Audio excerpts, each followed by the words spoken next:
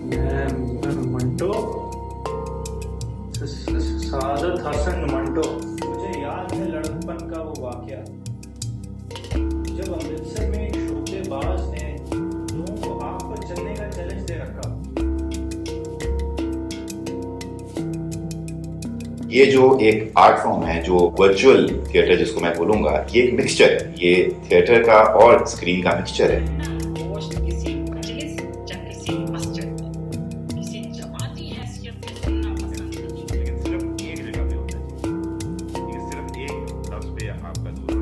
इस ग्रुप की जो सबसे खूबसूरत बात थी यानी इसकी डाइवर्सिटी, वही इसका सबसे बड़ा चैलेंज भी थी यानी डिस्टेंस। ऐसे में मेरे साथी अदाकार उसामा ने मेरी बहुत मदद की।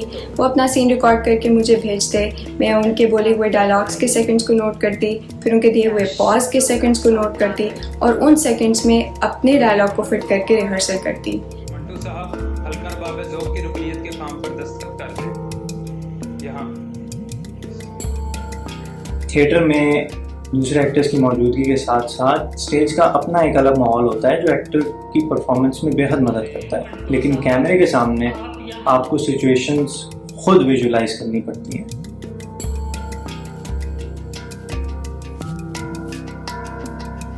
जब परफॉर्मेंस हो रही थी लाइव, सो जो रिस्पॉन्स था वो भी लाइव आ रहा था। वेरी इंटरेस्टिंग कि परफॉर्मेंस के दौरान ही लोग आपस में एक दूसरे से इंटरेक्शन कर रहे हैं।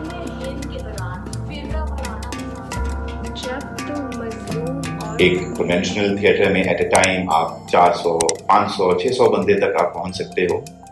वर्चुअल थिएटर में आप हजारों तक आपकी पहुंच होती है। मंटो साहब पाकिस्तान आना मुबारक हो, हमारे इजलास में तशरीफ लाइए।